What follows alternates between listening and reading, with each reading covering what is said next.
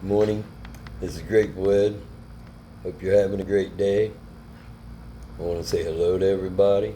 I want to send my love to all. It's a miracle I'm alive, and it's a great day to be making this video. I want to say a big thank you to the people who have given me the benefit of the doubt in order to let me tell my story and try to balance things out on my situation, and also to give my opinions about what's going on in the world, from my perspective. And I want to thank you very much, and also any of the people, anybody who has stood up to the gang stalking, spoke their mind, or ran inquiries or challenged anybody at any level, when it comes to breaking down this false narrative and deep state that we're living in. It's my opinion, really heavy, that President Trump opened our eyes and our ears and our hearts, to understand what's going on, and stand up and defend the Constitution every way we can legally. So many things going on. I wanted to first talk about the classified documents. I guess these are war plans that were leaked. It's not funny, but they were leaked out on Twitter, I guess. And the world is a tinderbox right now, if you will. With the Soviet Union, China, North Korea, Israel being attacked, okay, by I think Lebanon and Syria, if I'm not mistaken. I can't keep up with these things. It's happening so fast. But you can do your own research and check it out. Everybody knows that we're on the brink of World War III. Okay, and under President Trump's leadership, we would never be here. Now, this is the Biden administration failing us at so many levels. And to have those classified documents out in the open, it's a disgrace. When you look at a couple issues, okay. Number one, all the classified documents that were out on the internet. Number two, classified documents that were found at Biden's house, I suppose, in his garage. All right. Number three, Pence's house, I believe his house in Indiana. More classified documents. Hillary Clinton, she's got a freaking server at her house. And she may be the worst of all, but, nothing was done about these things all through time. And now it's time to turn the tables on that, okay? Because you can't have security and a strong military and leaking all your classified secrets and your war plans, okay? Especially when they're out there on the internet. So, it's just, for me, it's another failure of the Biden administration. If you look how President Trump was treated, they went down there and they raided Mar-a-Lago when he had a valid reason, okay, in order to have documents for his archives, I believe. So, okay, talking about China, okay, and Taiwan.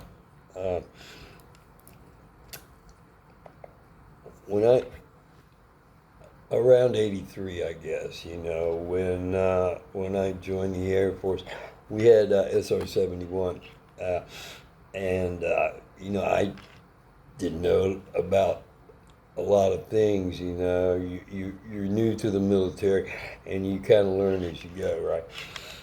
But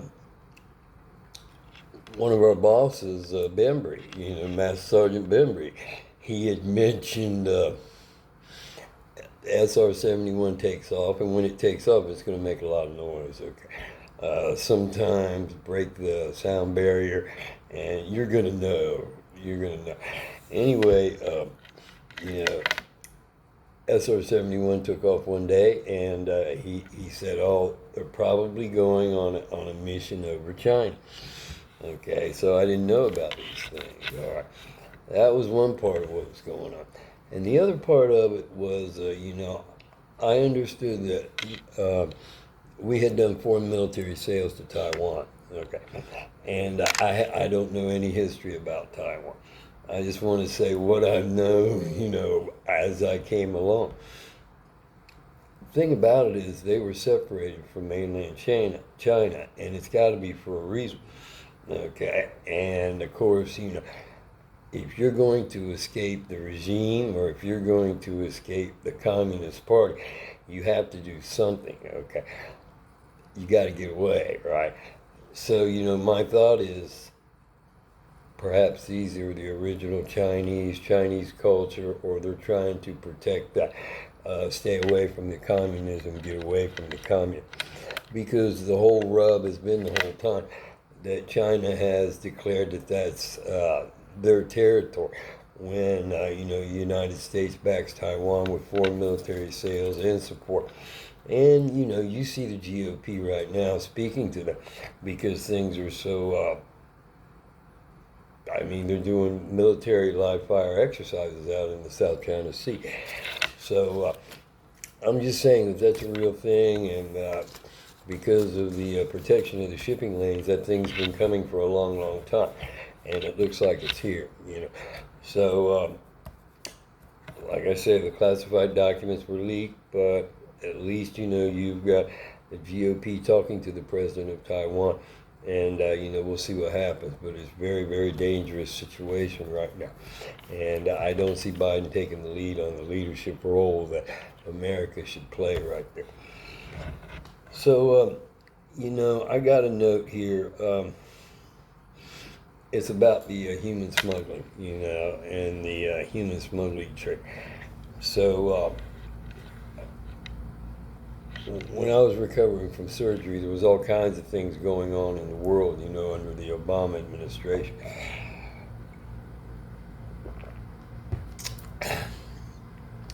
And they were quite disturbing, okay. But it sort of makes sense now to when it was very disturbing then. And one of them was Gaddafi, okay. So, Gaddafi, there's mixed signals or whatever, but there's, you can think what you want about him, okay. I know early days at Clark, we went, President Reagan went in and bombed Gaddafi, okay. And, this was a major operation. I remember one of the European countries, it was either Italy or France, they would not give the airspace or air clearance for the U.S. Air Force. I think they went in and I think they took F-111s, but I'm not sure, when they bombed Gaddafi. But anyway, I remember that. I was augmented over in mobility bags doing something, packing them or something like that. So what happened was, the thing about Gaddafi is, during the Obama administration and during Clinton's time,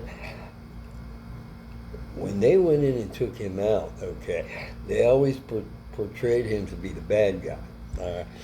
And I don't think that's necessarily so now, because I think he wanted to try to do a solid for his people that the deep state and the cabal, they would not or did not approve of. The thing about it is the fallout after they killed him, or had him taken out, the fallout really was, all of the people trying to escape Libya. And, from what I saw on TV, a lot of it was BBC, but from what I saw, those people had to escape somewhere. Okay? And the human trafficking was really bad. The people they would get in boats, overloaded boats, sink out in the ocean, lose their lives, their families, just the whole thing. And with the human smuggling part in there, nobody gives a shit. Well, it's just another commodity when, you're talking about human life. And, but I'm just saying that now I make the comparison. When these folks left Libya, and they tried to get over to wherever they could, I suppose, somehow, through land and sea, they would try to get to Europe. And, the European countries were overran with migrants. And I'm thinking of England and I'm thinking of France, but I think it's all through Europe, And it makes a bad situation worse. And when I think about that, okay, now I look at Central and South America and what the deep state has done down there, as far as overrunning the governments and having your narco-terrorist state, and then all these influx of immigrants into the United States, which I suppose is just part of the big scheme and the master plan all along, or always has been, I should say. But anyway, I just wanted to make that point and make that comparison because it's tragedy on so many levels. So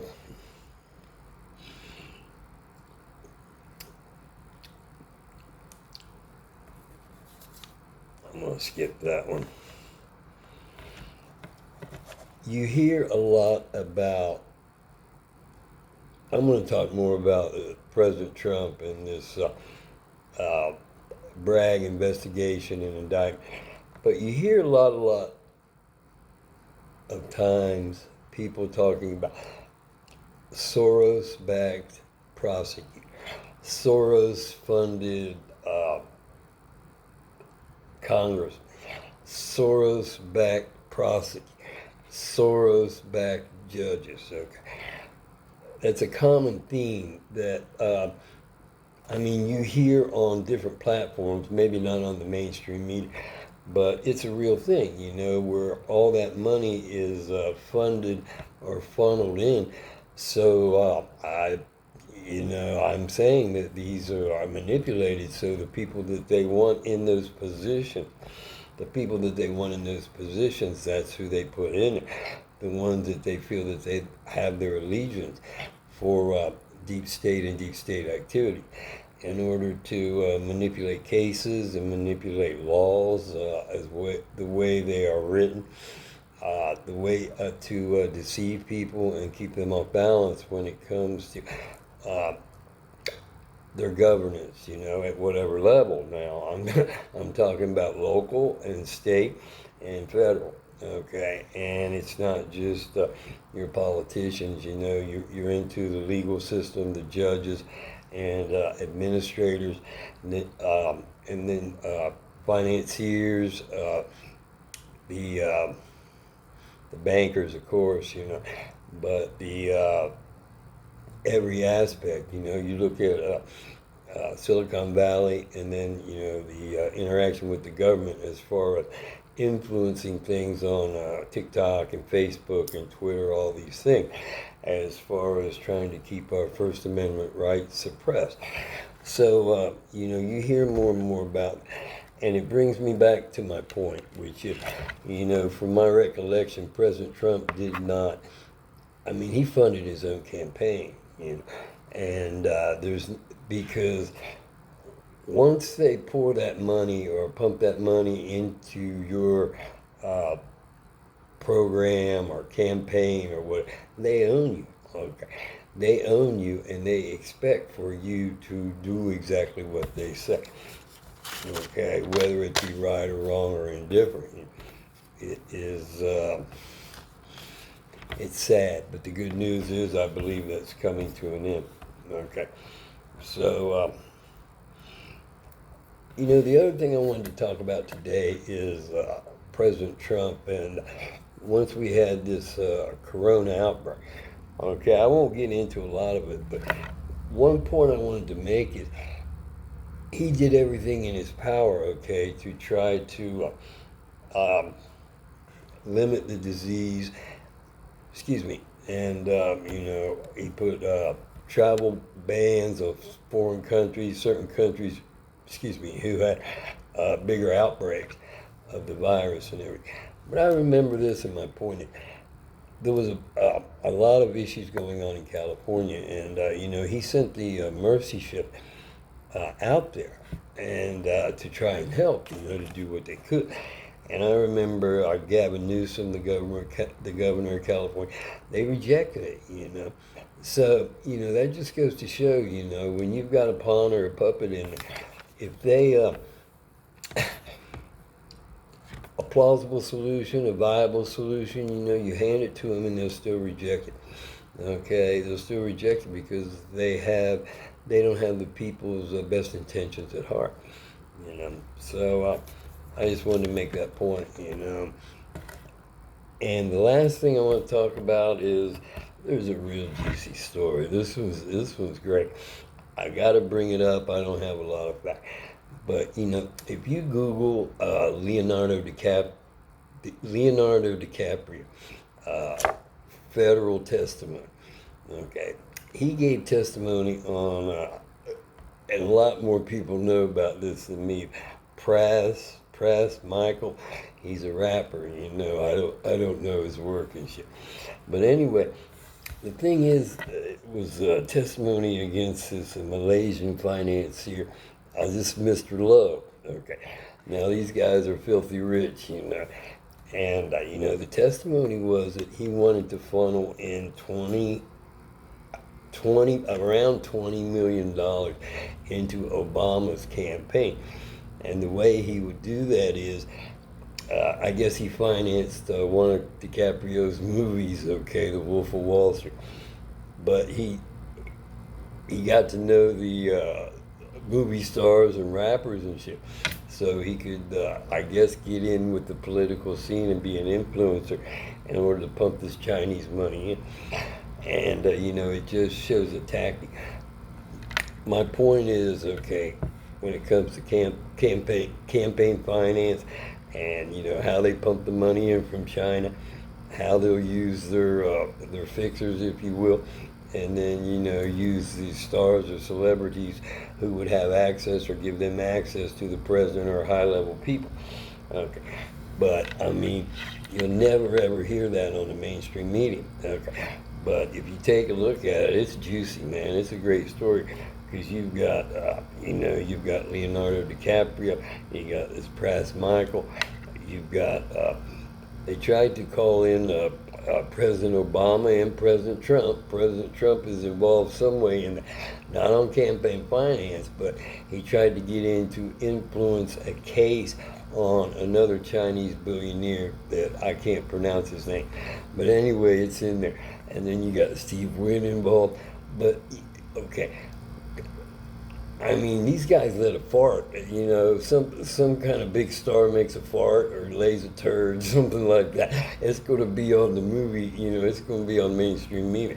But when this shit happens, I mean, it's silent. So, you know, this just, for me, in my opinion, this just goes to show that they're really hiding the truth from us. Okay, so you know, I want to wrap by saying President Trump's being set up. Okay, and it's been a witch hunt on him and his family ever since he left the Democratic Party.